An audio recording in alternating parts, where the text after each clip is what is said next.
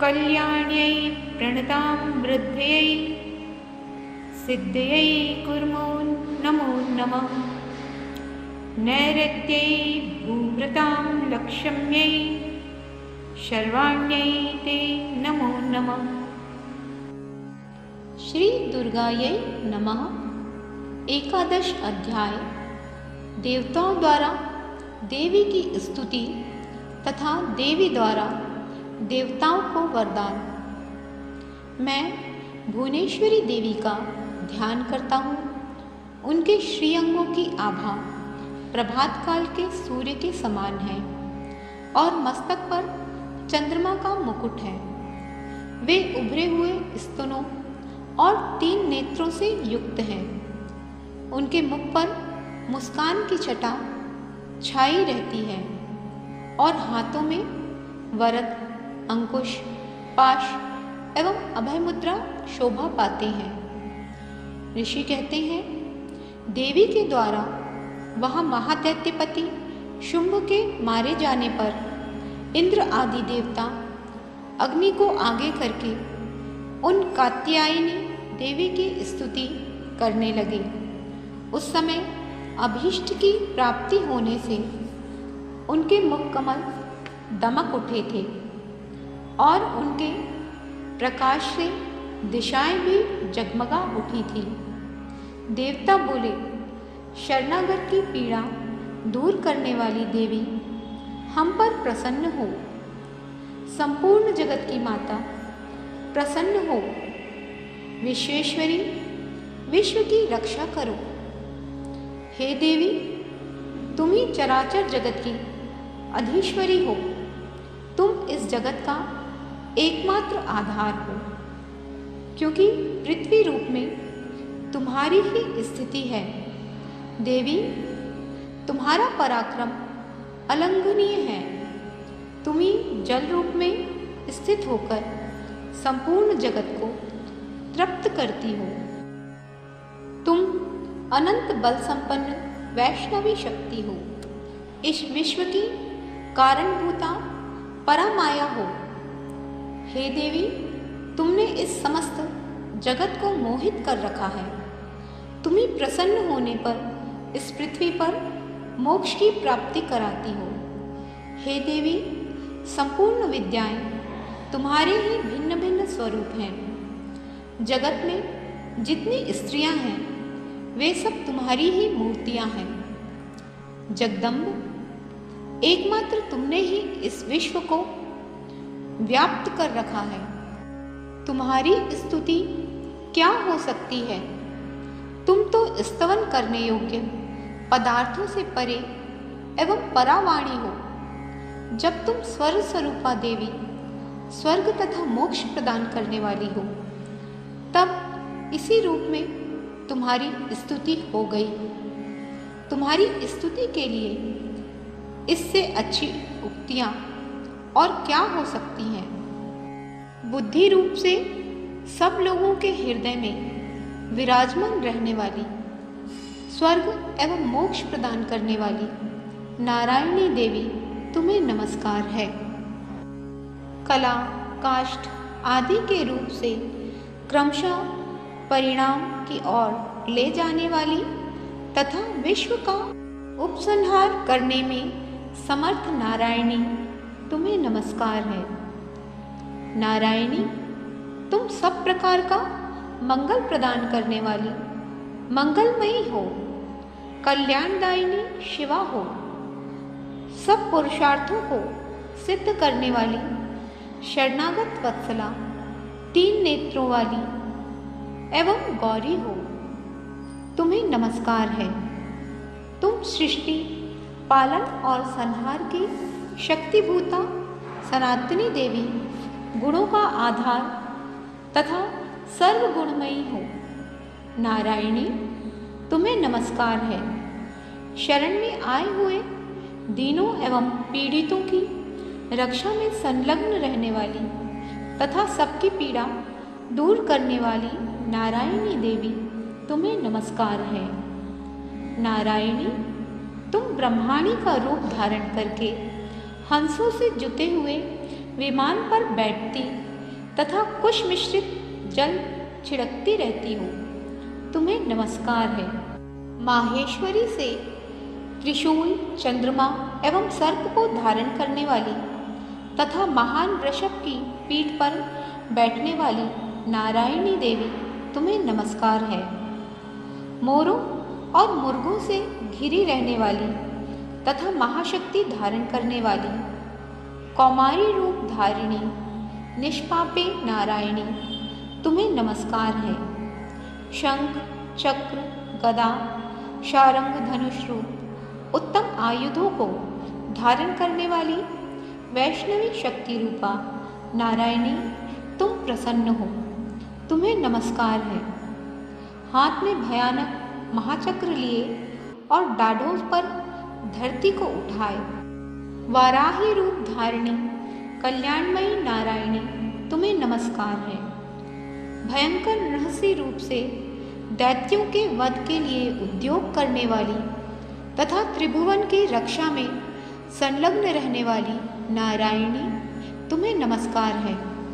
मस्तक पर किरीट और हाथ में महावज्र धारण करने वाली, सहस्त्र नेत्रों के कारण उद्दीप्त दिखाई देने वाली और वृत्तासुर के प्राणों का अपहरण करने वाली इंद्र शक्ति रूपा नारायणी देवी, तुम्हें नमस्कार है। शिवदूती रूप से दैत्यों की महती सेना का संहार करने वाली, भयंकर रूप धारण कर विकट गर्जना करने वाली नारायणी, तुम्हें नमस्कार है। डाढ़ों के कारण विकराल मुख वाली मुंडमाला से विभूषित मुंडमर्दिनी चामुंडा रूप नारायणी, तुम्हें नमस्कार है। लक्ष्मी, लज्जा, महाविद्या, श्रद्धा, पुष्टि, स्वधा, ध्रुवा, महारात्रि तथा महाअविद्या रूपा नारायणी, तुम्हें नमस्कार है। मेधा, सरस्वती, वरा, भूति, बाब्रवी, तापसी, नियता तथा ईशा रूपणी नारायणी, तुम्हें नमस्कार है।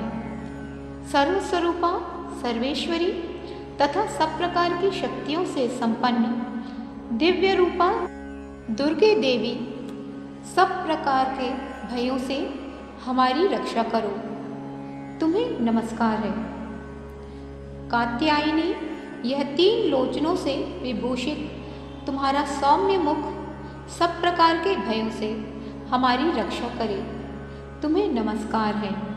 भद्रकाली, ज्वालाओं के कारण विकराल प्रतीत होने वाला अत्यंत भयंकर और समस्त असुरों का संहार करने वाला तुम्हारा त्रिशूल भय से हमें बचाए, तुम्हें नमस्कार है। हे देवी, जो अपनी ध्वनि से संपूर्ण जगत को व्याप्त करके दैत्यों के तेज नष्ट किए देता है, वह तुम्हारा घंटा हम लोगों की पापों से उसी प्रकार रक्षा करे जैसे माता अपने पुत्रों की बुरे कर्मों से रक्षा करती है। चंडिके, तुम्हारे हाथों में सुशोभित खड्ग जो असुरों के रक्त और चर्बी से चर्चित है, हमारा मंगल करे, हम तुम्हें नमस्कार करते हैं।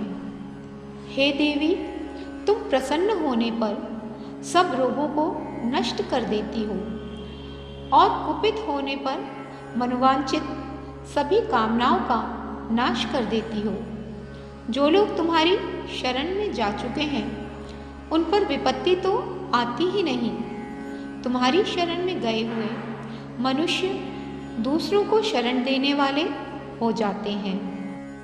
हे देवी अंबिके, तुमने अपने स्वरूप को अनेक भागों में विभक्त करके नाना प्रकार के रूपों से जो इस समय इन धर्मद्रोही महादैत्यों का संहार किया है, वह सब दूसरी कौन कर सकती थी। विद्याओं में, ज्ञान को प्रकाशित करने वाले शास्त्रों में, आदि वाक्यों में तुम्हारे सिवा और किसका वर्णन है, तथा तुमको छोड़कर दूसरी कौन ऐसी शक्ति है जो इस विश्व को अज्ञान में घोर अंधकार से परिपूर्ण ममता रूपी गड्ढे में निरंतर भटका रही हो। जहाँ राक्षस, जहाँ भयंकर विष वाले सर्प, जहाँ शत्रु, जहाँ लुटेरों की सेना और जहाँ दावानल हो, वहाँ तथा समुद्र के बीच में भी साथ रहकर तुम विश्व की रक्षा करती हो। विश्वेश्वरी, तुम विश्व का पालन करती हो, विश्वरूपा हो, इसलिए संपूर्ण विश्व को धारण करती हो। तुम भगवान विश्वनाथ की भी वंदनीय हो। जो लोग भक्तिपूर्वक तुम्हारे सामने मस्तक झुकाते हैं, वे संपूर्ण विश्व को आश्रय देने वाले होते हैं। देवी, प्रसन्न हो। जैसे इस समय असुरों का वध करके तुमने शीघ्र ही हमारी रक्षा की है, उसी प्रकार सदा हमें शत्रुओं के भय से बचाओ। संपूर्ण जगत का पाप नष्ट कर दो और उत्पात एवं पापों के फलस्वरूप प्राप्त होने वाले महामारी आदि बड़े बड़े उपद्रवों को शीघ्र दूर करो। विश्व की पीड़ा दूर करने वाली देवी, हम तुम्हारे चरणों पर पड़े हुए हैं, हम पर प्रसन्न हो। त्रिलोक निवासियों की पूजनीया परमेश्वरी, सब लोगों को वरदान दो। देवी बोली, देवताओं, मैं वर देने को तैयार हूँ। तुम्हारे मन में जिसकी इच्छा हो वह वर मांग लो। संसार के लिए उस उपकारक वर को मैं अवश्य दूंगी। देवता बोले, सर्वेश्वरी, तुम इसी प्रकार तीनों लोकों की समस्त बाधाओं को शांत करो और हमारे शत्रुओं का नाश करती रहो। देवी बोली, देवताओं, वैवस्वत मनवंतर के 28वें युग में शुंभ और निशुंभ नाम के 2 अन्य महादैत्य उत्पन्न होंगे। तब मैं नंदगोप के घर में उनकी पत्नी यशोदा के गर्भ से अवतीर्ण हो विंध्याचल में जाकर रहूंगी और उक्त दोनों असुरों का नाश करूंगी। फिर अत्यंत भयंकर रूप से पृथ्वी पर अवतार ले मैं वैप्रचित नाम वाले दानवों का वध करूंगी। उन भयंकर महादैत्यों को भक्षण करते समय मेरे दांत अनार के फूल की भांति लाल हो जाएंगे। तब स्वर्ग में देवता और मर्त्यलोक में मनुष्य सदा मेरी स्तुति करते हुए मुझे रक्तदंतिका कहेंगे। फिर जब पृथ्वी पर 100 वर्षों के लिए वर्षा रुक जाएगी और पानी का अभाव हो जाएगा, उस समय मुनियों के स्तवन करने पर मैं पृथ्वी पर अयोनिजा रूप में प्रकट होंगी और 100 नेत्रों से मुनियों को देखूंगी। अतः मनुष्य शताक्षी इस नाम से मेरा कीर्तन करेंगे। देवताओं, उस समय मैं अपने शरीर से उत्पन्न हुए शकों द्वारा समस्त संसार का भरण पोषण करूंगी। जब तक वर्षा नहीं होगी तब तक वे शाक ही सबके प्राणों की रक्षा करेंगे। ऐसा करने के कारण पृथ्वी पर शाकंभरी के नाम से मेरी ख्याति होगी। उसी अवतार में मैं दुर्गम नामक महादैत्य का वध भी करूंगी। इससे मेरा नाम दुर्गा देवी के रूप से प्रसिद्ध होगा। फिर मैं जब भीम रूप धारण करके मुनियों की रक्षा के लिए हिमालय पर रहने वाले राक्षसों का भक्षण करूंगी, उस समय सब मुनि भक्ति से नतमस्तक होकर मेरी स्तुति करेंगे। तब मेरा नाम भीमा देवी के रूप से विख्यात होगा। जब अरुण नामक दैत्य तीनों लोकों में भारी उपद्रव मचाएगा, तब मैं तीनों लोकों का हित करने के लिए 6 पैरों वाले असंख्य ब्राह्मणों का रूप धारण करके उस महादैत्य का वध करूंगी। उस समय सब लोग भ्रामरी के नाम से चारों ओर मेरी स्तुति करेंगे। इस प्रकार जब जब संहार में दानवी बाधा उपस्थित होगी, तब तक अवतार लेकर मैं शत्रुओं का संहार करूंगी। इस प्रकार श्री मार्कंडेय पुराण में सार्वणिक मनवंतर की कथा के अंतर्गत देवी महात्म्य में देवी स्तुति नामक 11वां अध्याय पूर्ण हुआ।